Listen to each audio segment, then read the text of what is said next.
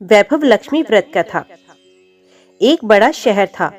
उस शहर में लाखों लोग रहते थे। पहले के जमाने के लोग साथ साथ रहा करते थे और एक दूसरे के काम आते थे। पर नए जमाने के लोगों का स्वरूप ही अलग सा है। सब अपने अपने काम में मगन रहते हैं। किसी को किसी की परवाह नहीं। घर के सदस्यों को भी एक दूसरे की परवाह नहीं होती। भजन कीर्तन, भक्ति भाव, दया माया, परोपकार जैसे संस्कार कम हो गए हैं। शहर में बुराइयां बढ़ गई हैं। शराब, जुआ, रेस, व्यभिचार, चोरी और डकैती आदि बहुत से अपराध शहरों में होते हैं। कहावत है कि हजारों निराशा में एक आशा की किरण छिपी होती है। इसी तरह इतनी सारी बुराइयों के बावजूद शहर में कुछ अच्छे लोग भी रहते थे। ऐसे अच्छे लोगों में शीला और उनके पति की गृहस्थी मानी जाती थी। शीला धार्मिक प्रकृति की और संतोषी थी। उसका पति भी विवेकी और सुशील था। शीला और उनका पति ईमानदारी से जीते थे। वे किसी की बुराई नहीं करते थे और प्रभु भजन में अच्छी तरह समय व्यतीत किया करते थे। उनकी गृहस्थी आदर्श गृहस्थी मानी जाती थी और शहर के लोग उनकी गृहस्थी की सराहना करते थे। शीला की गृहस्थी इसी तरह खुशी खुशी चल रही थी। पर कहा जाता है कि कर्म की गति अटल है। विधाता के लिखे लेख को कोई नहीं समझ सकता। इंसान का नसीब पल भर में राजा को रंक बना देता है और रंक को राजा। शीला के पति को पूर्व जन्म के कर्म भोगने बाकी रह गए थे कि वे बुरे लोगों से दोस्ती कर बैठा। वे जल्द से जल्द करोड़पति होने का ख्वाब देखने लगा। इसलिए वे गलत रास्ते पर चल निकला और करोड़पति की बजाय रोडपति बन गया। यानी रास्ते पर भटकते भिखारी जैसी उसकी स्थिति हो गई थी। शहर में शराब, जुआ, रेस, चरस, गांजा आदि बदियां फैली हुई थी। उसमें शीला का पति भी फंस गया। दोस्तों के साथ उसे भी शराब की आदत हो गई। जल्द से जल्द पैसे वाला बनने के लालच में दोस्तों के साथ रेस जुआ भी खेलने लगा। इस तरह बचाई हुई धनराशि, पत्नी के गहने, सब कुछ रेस और जुए में हार गया। समय के परिवर्तन के साथ घर में दरिद्रता और भूखमरी फैल गई।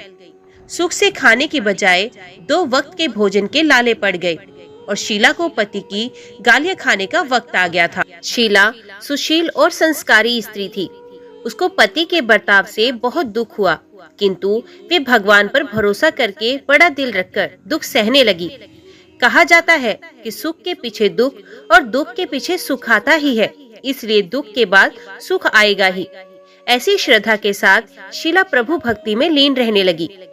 इस तरह शीला असह्य दुख सहते सहते प्रभु भक्ति में वक्त बिताने लगी। अचानक एक दिन दोपहर में उनके द्वार पर किसी ने दस्तक दी। शीला सोच में पड़ गई कि मुझ जैसे गरीब के घर इस वक्त कौन आया होगा। फिर भी द्वार पर आए हुए अतिथि का आदर करना चाहिए। ऐसे आर्य धर्म के संस्कार वाली शीला ने खड़े होकर द्वार खोला तो देखा एक माजी खड़ी हुई थी। वे बड़ी उम्र की लग रही थी, किंतु उनके चेहरे पर अलौकिक तेज दिख रहा था। उनकी आंखों में से मानो अमृत बह रहा था।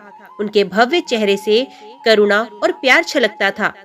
उनको देखते ही शीला के मन में अपार शांति छा गई।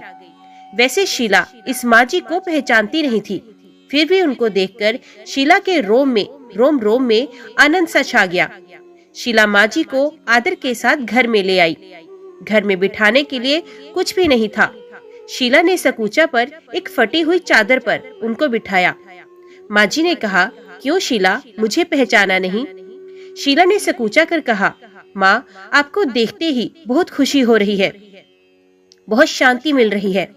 ऐसा लगता है कि मैं बहुत दिनों से जिसे ढूंढ रही हूँ वे आप ही हैं, पर मैं आपको पहचान नहीं पाई। माजी ने हंसकर कहा, क्यों, भूल गई?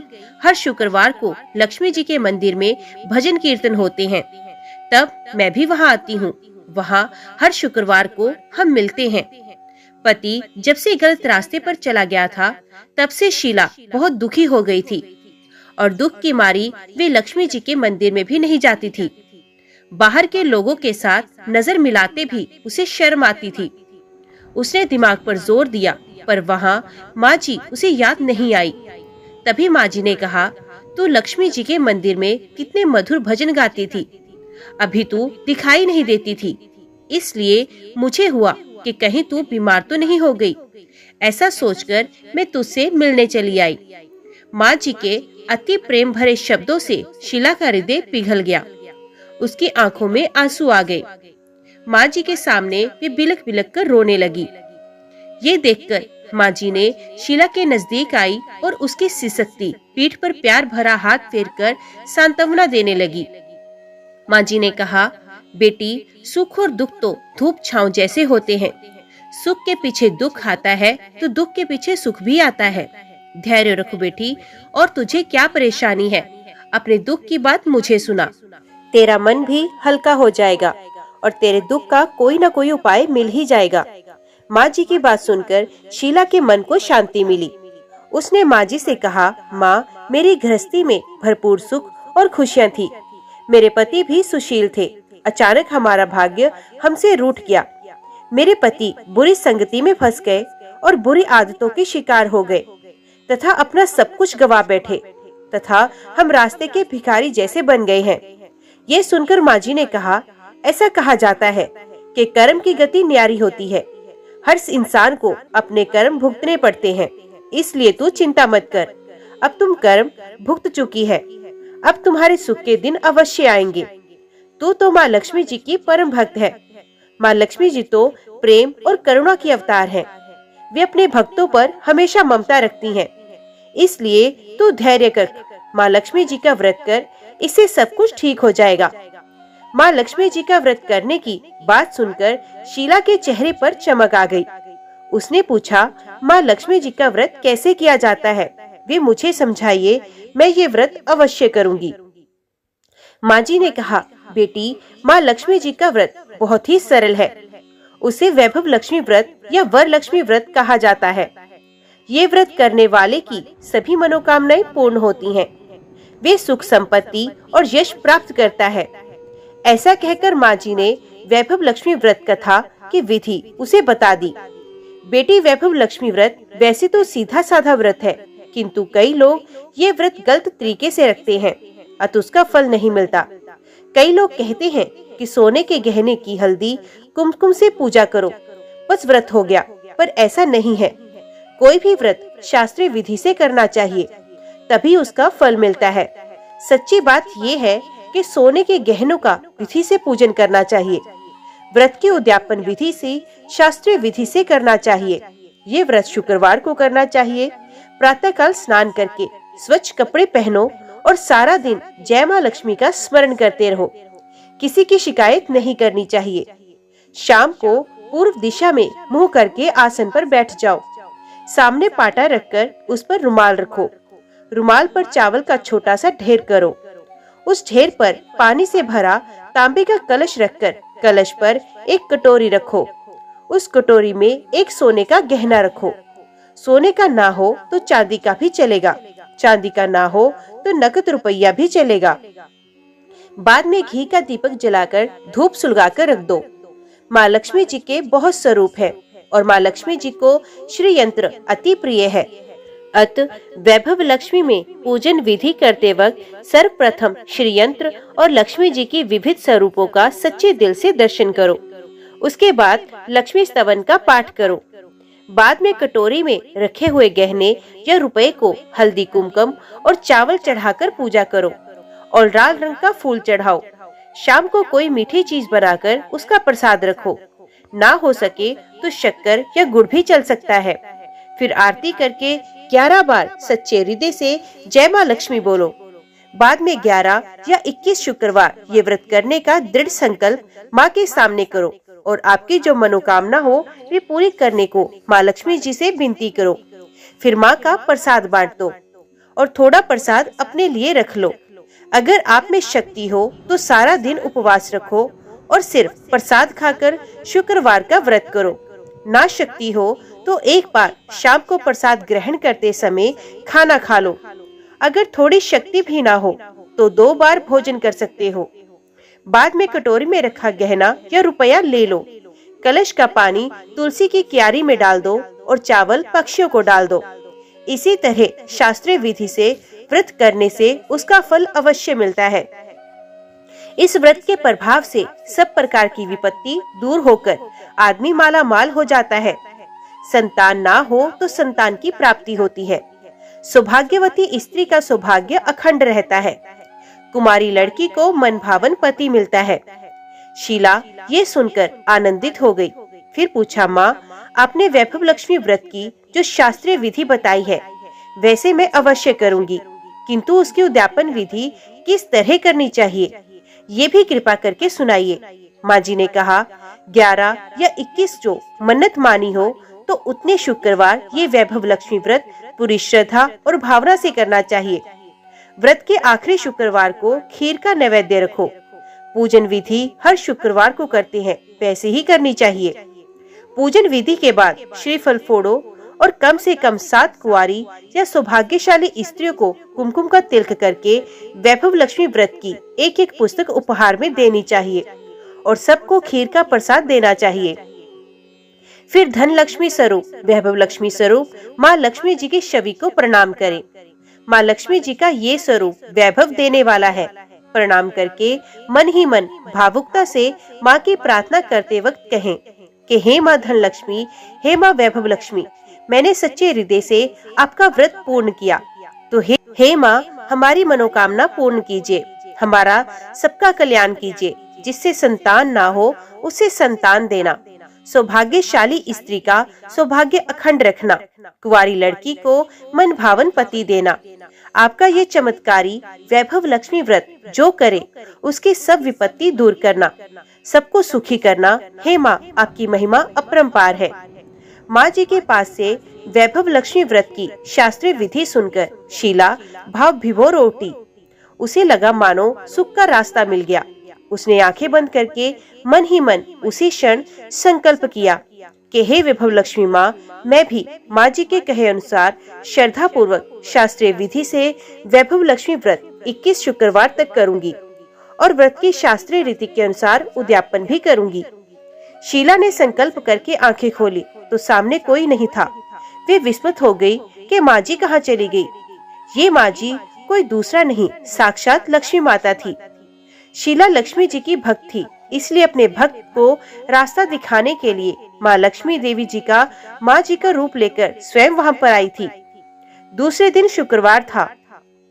प्रातःकाल स्नान करके स्वच्छ कपड़े पहनकर शीला मन ही मन श्रद्धा और पूरे भाव से जय माँ लक्ष्मी का मन ही मन स्मरण करने लगी। सारा दिन किसी की शिकायत नहीं की। शाम हुई तब हाथ पांव मुंह धोकर शीला पूर्व दिशा में मुंह करके बैठ गई। घर में पहले तो सोने के बहुत से गहने थे, पर पति ने गलत रास्ते पर चलकर सब गिरवी रख दिए। पर नाक की पुल्ली बच गई थी। नाक की कील निकालकर उसे धोकर शीला ने कटोरी में रख दिया। सामने पाटे पर रुमाल रखकर मुट्ठी भर चावल का ढेर किया। उस पर तांबे का कलश पानी भरकर रखा। उसके ऊपर कील वाली कटोरी रखी। फिर विधि पूर्वक वंदन, स्तवन, पूजन वगैरह किया और घर में थोड़ी शक्कर थी, वे प्रसाद में रखकर वैभव लक्ष्मी माता का व्रत किया। ये प्रसाद पहले पति को खिलाया। प्रसाद खाते ही पति के स्वभाव में फर्क पड़ गया। उस दिन उसने शीला को मारा नहीं, सताया भी नहीं। शीला को बहुत आनंद हुआ। उसके मन में वैभव लक्ष्मी व्रत के लिए श्रद्धा बढ़ गई। शीला ने पूर्ण श्रद्धा भक्ति से 21 शुक्रवार तक व्रत किया। 21वें शुक्रवार को विधि पूर्वक उद्यापन विधि करके 7 स्त्रियों को वैभव लक्ष्मी व्रत की 7 पुस्तकें उपहार में दी। फिर माता जी के धन लक्ष्मी स्वरूप की छवि को वंदन करके भाव से मन ही मन प्रार्थना करने लगी।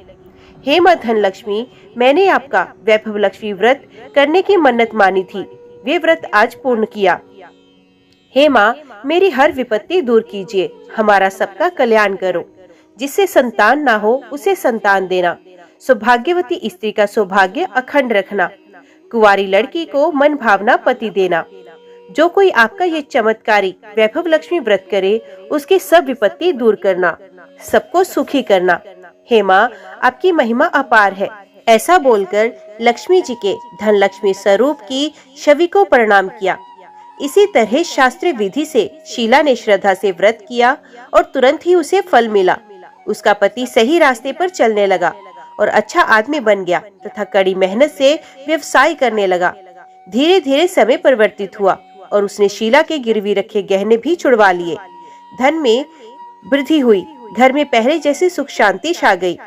वैभव लक्ष्मी व्रत का प्रभाव देखकर मोहल्ले की दूसरी स्त्रियां भी शास्त्रीय विधि से वैभव लक्ष्मी माता का व्रत करने लगी। हे मां धन लक्ष्मी, आप जैसे शीला पर प्रसन्न हुई, उसी तरह आपका व्रत करने वाले सब पर प्रसन्न होना, सबको सुख शांति देना। जय मां धन लक्ष्मी, जय मां वैभव लक्ष्मी। संतोषी माता व्रत कथा।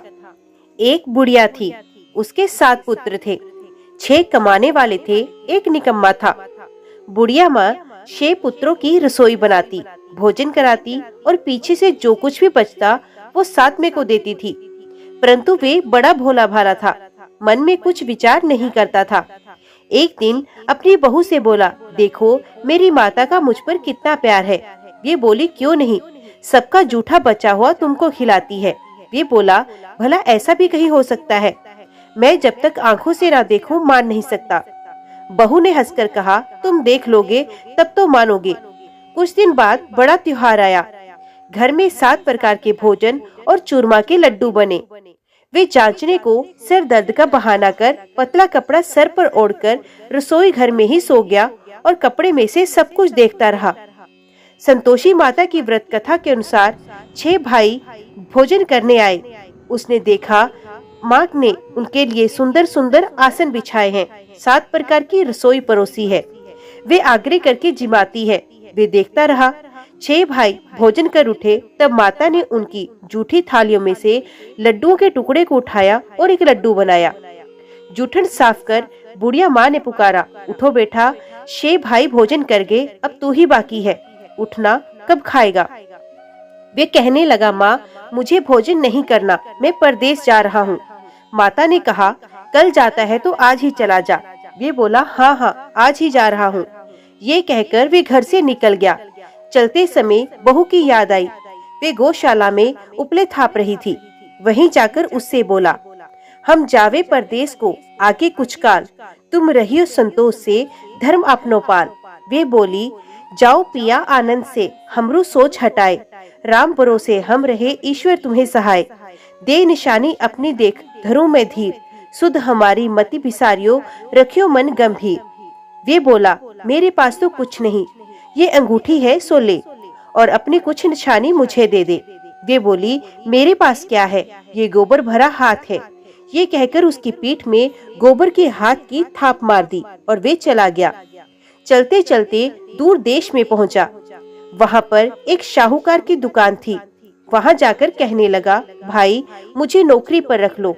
शाहूकार को जरूरत थी, बोला, रह जा।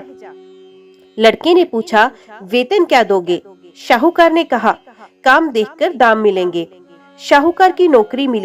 वे सवेरे 7 बजे से रात तक नौकरी पर जाने लगा। कुछ दिनों में दुकान का सारा लेन देन, हिसाब किताब, ग्राहकों माल बेचना, सारा काम करने लगा।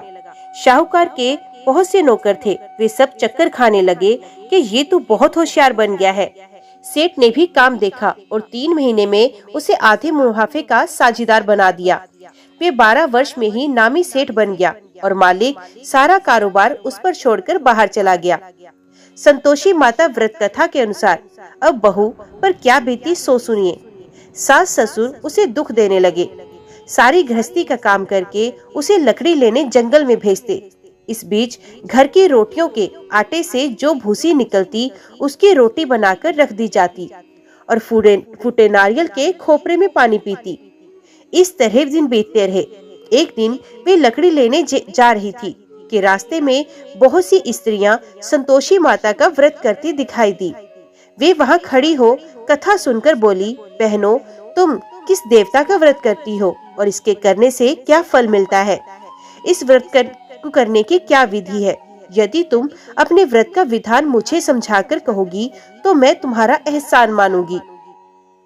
तब उनमें से एक स्त्री बोली, सुनो, ये संतोषी माता का व्रत है और संतोषी माता की कथा है। इसके करने से निर्धनता, दरिद्रता का नाश होता है, लक्ष्मी आती है, मन की चिंताएं दूर होती हैं, घर में सुख होने से मन को प्रसन्नता और शांति मिलती है, निसंतान को पुत्र मिलता है, प्रीतम बाहर गया हो तो जल्दी आता है, कुंवारी कन्या को मनपसंद पति मिलता है, राजद्वारे में बहुत दिनों से मुकदमा चलता हो तो खत्म हो जाता है। सब तरह की सुख शांति होती है, घर में धन जमा होता है, पैसा जायदाद का लाभ होता है, रोग दूर हो जाता है तथा और जो कुछ मन में कामना हो वो सब माता संतोषी पूरी करती हैं, इसमें कोई संदेह नहीं। वे पूछने लगी, ये व्रत कैसे किया जाता है, ये भी बताओ तो बड़ी कृपा होगी। स्त्री कहने लगी, 1.25 रुपए का गुड़ चना लेना, इच्छा हो तो 5.25 रुपए का लेना या 11.25 रुपए का, भी सहूलियत अनुसार लेना, बिना परेशानी श्रद्धा और प्रेम से जितना बन सके ले लेना। 1.25 रुपए से 5.25 रुपए, इससे भी ज्यादा शक्ति और भक्ति अनुसार ले। हर शुक्रवार को निराहार रह संतोषी माँ की कथा कहना और सुनना, इसके बीच क्रम टूटे नहीं, लगातार नियम पालन करना। सुनने वाला कोई न मिले तो घी का दीपक जलाकर उसके आगे जल के पात्र को रख कथा कहना, परंतु नियम नहीं टूटना चाहिए। जब तक कार्य सिद्ध न हो नियम पालन करना और कार्य सिद्ध हो जाने पर ही व्रत का उद्यापन करना। 3 मास में माता फल पूरा करती हैं। यदि किसी के खोटे ग्रह हों तो भी माता 1 वर्ष में अवश्य कार्य को सिद्ध करती हैं। कार्य सिद्ध होने पर ही उद्यापन करना चाहिए, बीच में नहीं। उद्यापन में 2.5 सेर आटे का खाजा तथा इसी प्रमाण से खीर तथा चने का साग करना। 8 लड़कों को भोजन कराना, जहाँ तक मिले देवर जेठ भाई बंधु कुटुंब के लड़के लेना, ना मिले तो रिश्तेदारों और पड़ोसियों के लड़के बुलाना, उन्हें भोजन कराना, यथाशक्ति दक्षिणा देकर माता का नियम पूरा करना। उस दिन घर में कोई खटाई नहीं खावे। ये सुनकर बुढ़िया के लड़के की बहू चल दी। रास्ते में लकड़ी के बोझ को बेच दिया और उन पैसों से गुड़ चना लेकर माता के व्रत की तैयारी आगे करने लगी और सामने मंदिर देख पूछने लगी, ये मंदिर किसका है? सब कहने लगे, माता संतोषी का मंदिर है। ये सुनकर माता के मंदिर में जाकर माता के चरणों में लौटने लगी, दीन होकर विनती करने लगी, माँ मैं निपट मूर्ख हूँ, व्रत के नियम कुछ नहीं जानती, मैं बहुत दुखी हूँ। हे माँ जगजननी, मेरा दुख दूर कर, मैं तेरी शरण में आई हूँ। माता को दया आई। एक शुक्रवार बीता कि दूसरे शुक्रवार को ही उसके पति का पत्र आया और तीसरे को उसका भेजा हुआ पैसा भी आ गया। ये देख जेठानी मुंह सिकोड़ने लगी, इतने दिनों में पैसा आया, इसमें क्या बड़ाई है। लड़के ताने देने लगे। काकी के पास अब पत्र आने लगे, रुपया आने लगा। अब तो काकी की खातिर बढ़ेगी, अब तो काकी बुलाने से भी नहीं बोलेगी। बेचारी सरलता से कहती, भैया पत्र आवे रुपया आवे तो हम सबके लिए अच्छा। ऐसा कहकर आंखों में आंसू भरकर संतोषी माता के मंदिर में मातेश्वरी के चरणों में गिरकर रोने लगी। माँ मैंने तुमसे पैसा नहीं मांगा, मुझे पैसे से क्या काम, मुझे तो अपने सुहाग से काम है, मैं तो अपने स्वामी के दर्शन और सेवा मांगती हूँ। तब माता ने प्रसन्न होकर कहा, जा बेटी तेरा स्वामी आएगा। ये मन ये सुनकर वे खुशी से बावली होकर घर में जाकर काम करने लगी। अब संतोषी माँ विचार करने लगी, इस भोली भाली पुत्री से मैंने कह तो दिया तेरा पति आएगा, पर आएगा कहाँ से? वे तो स्वप्न में भी से याद नहीं करता, उसे याद दिलाने के लिए मुझे जाना पड़ेगा। इस तरह माता बुढ़िया के बेटे के पास जाकर सपने में प्रकट होकर कहने लगी, शाहूकार के बेटे सोता है या जागता है? वे बोला, माता सोता भी नहीं हूँ जागता भी नहीं हूँ, बीच में ही हूँ, कहो क्या आज्ञा है? माँ कहने लगी, तेरा घर बार कुछ है या नहीं? वे बोला, मेरा सब कुछ है माता, माँ बाप भाई बहन बहू क्या कमी है? माँ बोली, भोले पुत्र तेरी स्त्री घोर कष्ट उठा रही है, माँ बाप उसे दुख दे रहे हैं, वे तेरे लिए तरस रही है, तू उसकी सुध ले। वे बोला, हाँ माता ये तो मुझे मालूम है, परंतु मैं जाऊं तो जाऊं कैसे? परदेश की बात है, लेन देन का कोई हिसाब नहीं, कोई जाने का रास्ता नजर नहीं आता, कैसे चला जाऊं? माँ कहने लगी, मेरी बात मान, सवेरे नहा धोकर संतोषी माता का नाम ले, घी का दीपक जला, दंडवत कर दुकान पर चला जा, देखते देखते तेरा लेन देन सब चुक जाएगा, जमा माल बिक जाएगा, सांझ होते होते धन का ढेर लग जाएगा। जब सवेरे वे जल्दी उठ उसने लोगों से अपने सपने की बात कही तो वे सब उसकी बात सुनी कर कर खिल्ली उड़ाने लगे, कहीं सपने भी सच होते हैं। एक बूढ़ा बोला, देख भाई मेरी बात मान, इस प्रकार साथ झूठ करने के बदले देवता ने जैसा कहा है वैसा करने में तेरा क्या जाता है? वे बूढ़े की बात मान स्नान कर संतोषी माता को दंडवत कर घी का दीपक जलाकर दुकान पर जाकर बैठ गया। थोड़ी देर में वे क्या देखता है कि देने वाला रुपया लाया। देने वाले हिसाब लेने लगे। कोठे से भरे सामानों के खरीदार नकद दाम से सौदा ले गए। शाम तक धन का ढेर लग गया। माता का चमत्कार देख प्रसन्न हो मन में माता का नाम ले घर ले जाने वाले वास्ते गहना कपड़ा खरीदने लगा और वहाँ के काम से निपट वे घर को रवाना हुआ। वहाँ बहू बेचारी जंगल में लकड़ी लेने जाती है। लौटते वक्त माँ के मंदिर पर विश्राम करती है। वे तो उसका रोजाना रुकने का स्थान था। दूर से धूल उड़ती देख वे माता से पूछती है, हे माता, ये धूल कैसी उड़ रही है? माँ कहती है, हे पुत्री, तेरा पति आ रहा है। अब तू ऐसा कर, लकड़ियों के 3 बोझ बना, एक नदी किनारे रख, दूसरा मेरे मंदिर पर और तीसरा अपने सर पर रख। तेरे पति को लकड़ी का गट्ठा देखकर मोह पैदा होगा। वे वहाँ रुकेगा, नाश्ता पानी बनाकर खाकर माँ से मिलने जाएगा।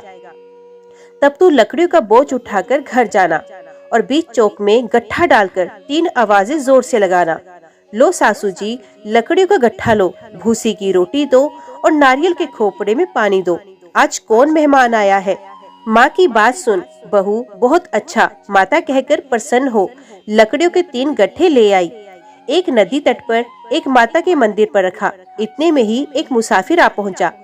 सूखी लकड़ी देख उसकी इच्छा हुई कि अब यहीं विश्राम करे और भोजन बना खाकर गाँव जाए। इस प्रकार भोजन बना विश्राम कर वे गाँव को चला गया। सबसे प्रेम से मिला। उसी समय बहू सर पर लकड़ी का गट्ठा लिए आती है। लकड़ी का भारी बोझ आंगन में डाल जोर से 3 आवाज देती है। लो सासू जी, लकड़ी का गट्ठा लो, भूसी की रोटी दो, नारियल के खोपड़े में पानी दो। आज कौन मेहमान आया है? ये सुनकर सास बाहर आकर अपने दिए हुए कष्टों को भुलाते हुए कहती है, बहू ऐसा क्यों कहती है? तेरा मालिक ही तो है। आ बैठ, मीठा भात खा, भोजन कर, कपड़े गहने पहन। इतने में आवाज सुन उसका स्वामी बाहर आता है और अंगूठी देख व्याकुल हो माँ से पूछता है, माँ ये कौन है? माँ कहती है, बेटा ये तेरी बहू है। आज 12 वर्ष हो गए तो जब से गया है, तब से सारे गांव में जानवर की तरह भटकती रहती है। काम काज कर कुछ करती नहीं, 4 समय आकर खा जाती है। अब तुझे देखकर भूसी की रोटी और नारियल के खोपड़े में पानी मांग रही है। वे लज्जित होकर बोला, ठीक है माँ, मैंने इसे भी देखा और तुम्हें भी देखा। अब मुझे दूसरे घर की चाबी दो, मैं उसमें रहूंगा। तब माँ बोली, ठीक है बेटा, तेरी जैसी मर्जी, कहकर ताली का गुच्छा पटक दिया। उसने ताली लेकर दूसरे कमरे में जो तीसरी मंजिल के ऊपर था खोलकर सारा सामान जमाया। एक दिन में ही वहाँ राजा के महल जैसा ठाट पाट बन गया। अब क्या था, वे दोनों सुख पूर्वक रहने लगे। इतने में अगला शुक्रवार आया। बहू ने अपने पति से कहा, मुझे माता का उद्यापन करना है। पति बोला, बहुत अच्छा, खुशी से करो। वे तुरंत ही उद्यापन की तैयारी करने लगी। जेठ के लड़कों को भोजन के लिए कहने गई। उसने मंजूर किया, परंतु पीछे जेठानी अपने बच्चों को सिखाती है, देखो रे, भोजन के समय सब लोग खटाई मांगना, जिससे उसका उद्यापन पूरा ना हो। लड़के झिमन आए, खीर पेट भरकर खाई, परंतु याद आते ही कहने लगे, हमें कुछ खटाई दो, खीर खाना हमें भाता नहीं, देखकर अरुचि होती है। बहू कहने लगी, खटाई किसी को नहीं दी जाएगी, ये तो संतोषी माता का प्रसाद है। लड़के तुरंत उठकर खड़े हुए, बोले, पैसा लाओ। भोली बहू कुछ जानती नहीं थी, उन्हें पैसे दे दिए। लड़के उसी समय जाकर इमली खाने लगे। ये देखकर बहू पर माताजी ने कोप किया। राजा के दूत उसके पति को पकड़कर ले गए। जेठ जेठानी मनमाने खोटे वचन कहने लगे। लूट लूट कर धन इकट्ठा किया, सो राजा के दूत पकड़ कर ले गए। अब सब मालूम होगा जब जेल की हवा खाएगा। बहू से ये वचन सहन नहीं हुए। रोती रोती माता के मंदिर में गई। हे माता, तुमने ये क्या किया? हंसकर अब क्यों रुलाने लगी? माता बोली, पुत्री, तूने उद्यापन करके मेरा व्रत भंग किया, इतनी जल्दी सब बातें भूल गई। वे कहने लगी, माता भूली तो नहीं, ना कुछ अपराध किया, मुझे तो लड़कों ने भूल में डाल दिया, मैंने भूल से उन्हें पैसे दिए, मुझे क्षमा कर दो। माँ बोली, ऐसी भी कहीं भूल होती है। वे बोली, माँ मुझे माफ करो, मैं फिर तुम्हारा उद्यापन करूंगी। माँ बोली, अब भूल मत करना। वे बोली, अब नहीं होगी। अब बताओ वे कैसे आएंगे? माँ बोली, जा पुत्री, तेरा पति तुझे रास्ते में ही आता मिलेगा। वे घर को चली गई। राह में पति आता मिला। उसने पूछा, तुम कहाँ गए थे? तब वे कहने लगा, इतना धन कमाया है उसका कर राजा ने मांगा था वे भरने गया था। वे प्रसन्न होकर बोली, भला हुआ, अब घर चलो। कुछ दिन बाद फिर शुक्रवार आया। वे बोली, मुझे माता का उद्यापन करना है। पति ने कहा, करो। वे फिर जेठ के लड़कों से भोजन को कहने गई। जेठानी ने तो एक दो बातें सुनाई और लड़कों को सिखा दिया कि तुम पहले खटाई मांगना। लड़के कहने लगे, हमें खीर खाना नहीं भाता, जी बिगड़ता है, कुछ खटाई खाने को देना। वे बोली, खटाई खाने को नहीं मिलेगी, आना है तो आओ। वे ब्राह्मण के लड़कों को ले भोजन कराने ले आई। यथाशक्ति दक्षिणा देकर एक जगह एक एक फल उन्हें दिया। इससे संतोषी माता प्रसन्न हुई। माता की कृपा होते ही 9वें मास उसको चंद्रमा के समान सुंदर पुत्र प्राप्त हुआ। पुत्र को लेकर प्रतिदिन माता जी के मंदिर में जाने लगी। माँ ने सोचा कि ये रोज आती है, आज क्यों ना मैं इसके घर चलूं, इसका आसरा देखूं तो सही। ये विचार कर माता ने भयानक रूप बनाया। गुड़ और चने से सना मुख, ऊपर सूंड के समान होठ, उस पर मक्खियां भिन भिना रही थी। दहलीज में पांव रखते ही उसके साथ चिल्लाई, देखो रे, कोई चुड़ैल डाकिन चली आ रही है, लड़को इसे भगाओ, नहीं तो किसी को खा जाएगी। लड़के डरने लगे और चिल्लाकर खिड़की बंद करने लगे। बहू रोशनदान में से देख रही थी। प्रसन्नता से पगली होकर चिल्लाने लगी, आज मेरी माताजी मेरे घर आई हैं। ये कहकर बच्चे को दूध पिलाने से हटाती है। इतने में सास का क्रोध फूट पड़ा। बोली, इसे देखकर कैसे उतावली हुई है, जो बच्चे को पटक दिया। इतने में माँ के प्रताप से जहाँ देखो वहीं लड़के ही लड़के नजर आने लगे। वे बोली, माँ जी, मैं जिनका व्रत करती हूँ ये वही संतोषी माता है। इतना कहकर झट से सारे घर के किवाड़ खोल देती है। सबने माता के चरण पकड़ लिए और विनती कर कर कहने लगे, हे माता, हम मूर्ख हैं, हम अज्ञानी हैं, हम पापी हैं। तुम्हारे व्रत की विधि हम नहीं जानते। तुम्हारा व्रत भंग कर हमने बहुत बड़ा अपराध किया। हे माता, आप हमारा अपराध क्षमा करो। इस प्रकार माता प्रसन्न हुई। माता ने बहू को जैसा फल दिया वैसा सबको दे। जो पढ़े उसका मनोरथ पूर्ण हो, जो सुने उसका भी मनोरथ पूर्ण हो। बोलो संतोषी माता की जय। आज की वीडियो में इतना ही। उम्मीद करती हूँ वीडियो आपको पसंद आई होगी। वीडियो पसंद आई हो तो वीडियो को लाइक और चैनल को सब्सक्राइब जरूर कीजिएगा। जय माता दी लिखकर कमेंट बॉक्स में अपनी हाजिरी और अपने सुझाव देना ना भूलिएगा। तो मिलते हैं अगली कथा अगली वीडियो के साथ। तब तक के लिए देखते व सुनते रहिए। जय मां कंजक, जय माता दी।